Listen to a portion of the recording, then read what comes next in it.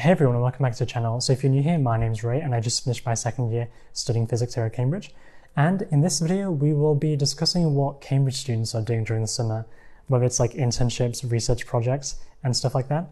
So here I have three of my friends who are going to be talking about some of the research projects they're doing and how they got it and everything like that. But for now, we'll probably do introductions. So do you want to introduce yourself first? Yeah, sure. Hi, my name is Georgi. I'm a first-year math student at St. Catherine's College, and I'm from Germany. Hi, I'm Xiang. I just finished my first year at St. John's studying maths, and I'm doing maths research this summer. I'm from mainland China. And hello everyone, I'm Mantas. Just finished my first year studying mathematics at Cambridge. Also, as Georgi at St. Catherine's College, and I'm from Lithuania. So that's introductions for everyone. So the question we want to first address is what we're all working on during the summer. Yeah, I'm doing a maths research project with a mathematician called Emmanuel Breillard, and we meet twice a week and discuss the topic, which is something about group theory and computability theory. It's about group freeness, if you know what that means, but that's not that important.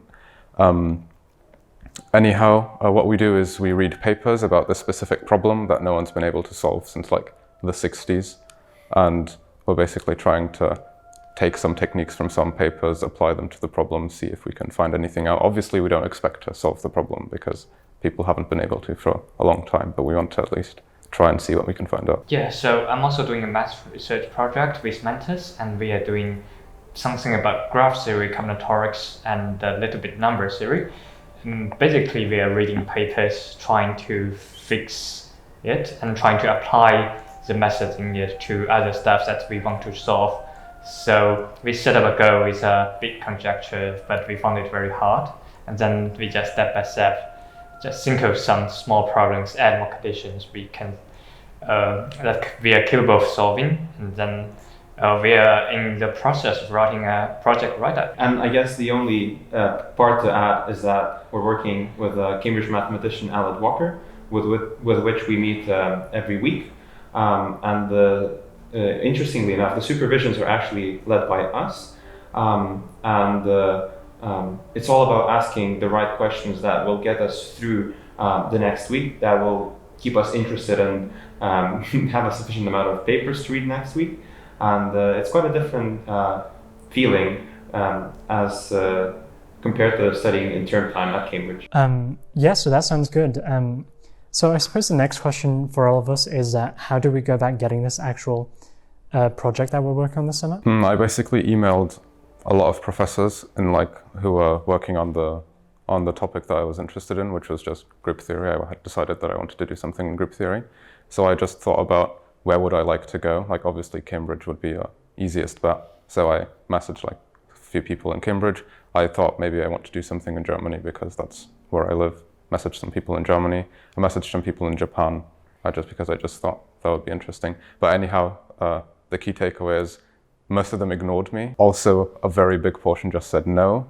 Some of them were like, COVID, probably not. And one person outright said yes. So that's who I ended up with. So yeah, I think the key point is that just don't give up. Message many people and it'll work out at some point, because I guess most people are interested in having a student of some kind. Okay, so for me, I also want to get some research experience at an early stage so I can decide if doing research really suits me well, if doing research is really the thing I want to do in my future life. So initially I thought I want to apply for some undergraduate research program in USA because they make some application process for them, and so I just wanted to apply for this. For Cambridge, we have CMS and CMP, which is research projects basically for second year and third year, so it's very hard for first year to get in. But then when I asked my director of studies to ask for a recommendation letter, he just said, yes, I can write it for you for the American research opportunities, but I could also refer you to my colleague who's our supervisor now. And my story for getting this summer research placement is similar to that of Georgi's, since we're from the same college, I guess. I, as well as Georgi, applied to many, specifically Cambridge mathematicians Just looking on the CMS website, the Center for Mathematical Sciences at Cambridge website, looking at the mathematicians working in the area I'm interested in, and finding out their email, messaging them about the summer project.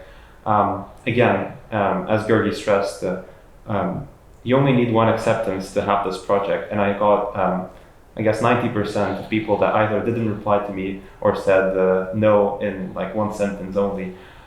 But having one positive reply is all you need. So I guess you shouldn't at all worry that most people will say no or reject you or whatever. And I guess if any of you guys want to do a similar thing in a summer to come, then just apply to as many people as you can and don't worry about if they say no. So I suppose the next question is that what your favorite parts of your projects are? Yeah, I would just say it's interesting, isn't it? Because for example, the topic I'm working on, it's just like a very niche specific topic of group theory, and it's not like you would ever learn about it. And if you like normally progress through university, like it's not only that this is advanced, this is just like, you wouldn't find a master's course or like a bachelor's course or anything, because it's just like this very niche topic. So it just gives you a chance to like actually be able to engage with the topic, which you would have never like even thought of thinking about so far.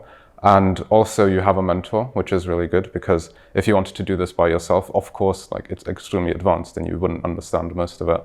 But like it still turns out that I can understand most of it, because often it's just like you have like one piece of background knowledge that you don't know. So I just drop him an email or like ask during our meetings, and he just clears it up, and then it's quite easy to understand. So I would say, yeah, it's quite good that I got the chance to actually be able to deal with topics like these without like completely being overwhelmed, even though I'm just a first year. Okay, so my favorite part, I would say, is that I have a supervisor and I have a partner. So having a partner, the benefit is that you might make silly mistakes, so your partner will point it out immediately. And if he also makes a silly mistake, I will point it out immediately. So you will not waste lots of time thinking about something that's not in the right direction. And also I would say that because we are constantly changing our directions, if we think, okay, we figured this small topic out, or if they think, oh, we realize this topic is very hard, and then our supervisor will lead us, give us new questions to think of, or they can give us new hints, or some big conjectures, some big theories that he can think of, but we don't know. So that's a good point about it. Yeah, the way I would describe this research project is quite weirdly to compare it to this rabbit hole that you go on watching random YouTube videos. I'd say that when we enter this project, all of us are handed a question that we were supposed to answer. In our case, a conjecture raised in a recent paper.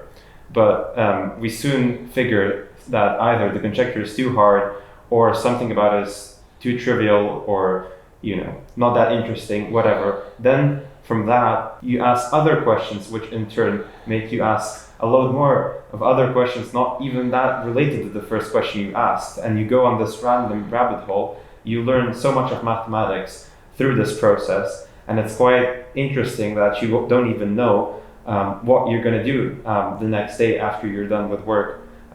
Let's say on one of the days you're doing the project. So I found this way of working where it's not following a textbook and it's not doing example sheet questions as during term time quite interesting, because it allows you to sort of ask these questions at your own expense and really enjoy them and learn a lot of maths while doing this.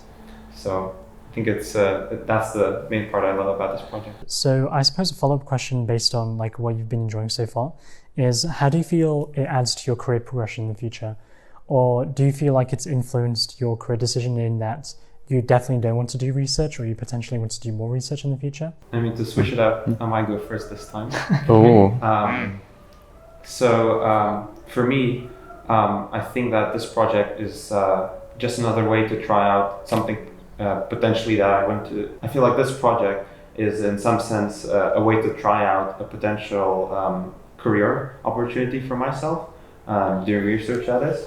I wouldn't say that, that I'm either fully doing research, definitely after university, or I'm definitely not doing that. I'd say it's, I need to try other things as well. But what I do like about this opportunity is that I realized that I really like this research mindset where, so even though you have a meeting every week with your supervisor, the supervisor doesn't really, schedule your day every day. So you get to pick your schedule to be exactly what you want. And I really like this way of working, being able to set my goals every day and be able to execute on them as I want it, not as my boss in like some company wants it.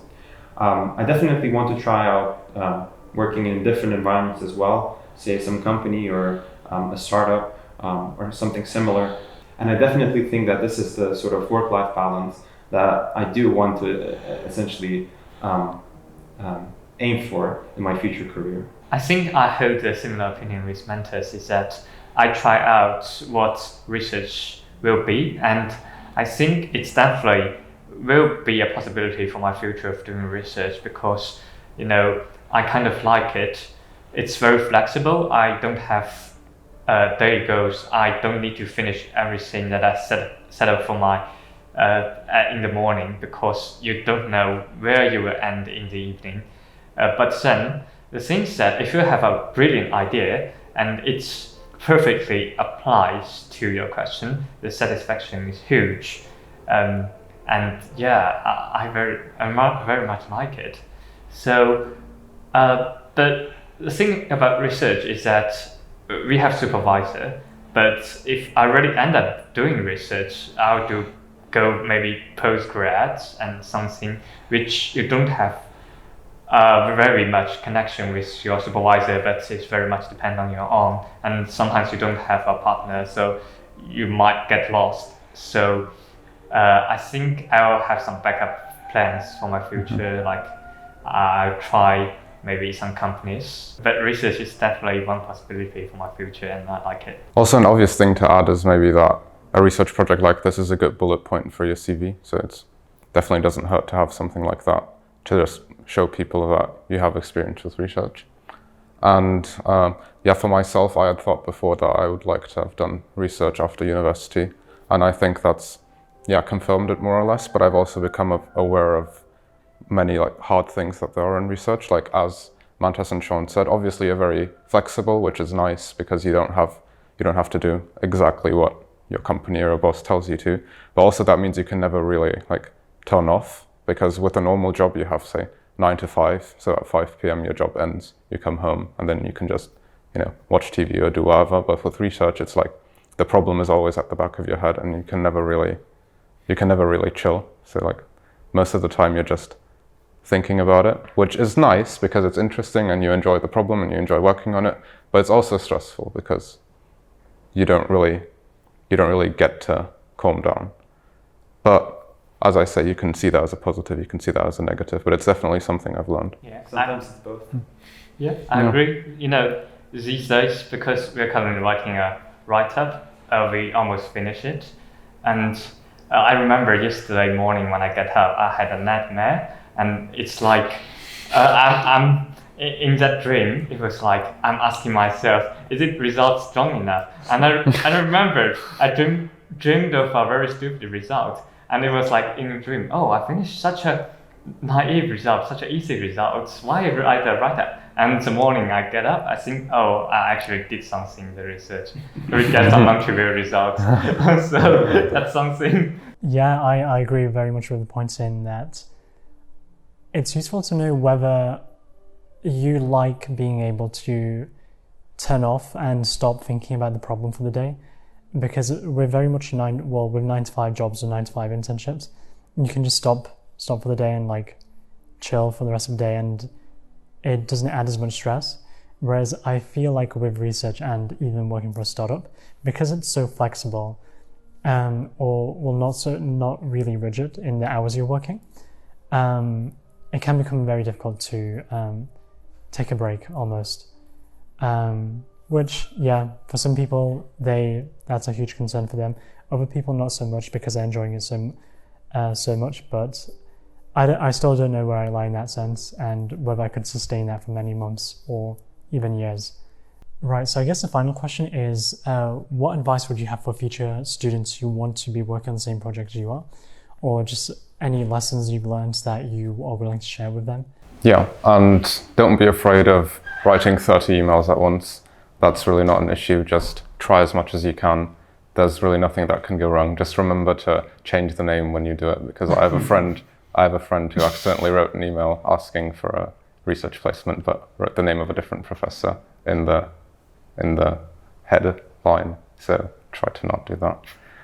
Besides that, Did he get a reply? I don't know actually. I assume not. But yes. Anyhow, besides that, I think there's really nothing you can do wrong. So it's a good experience.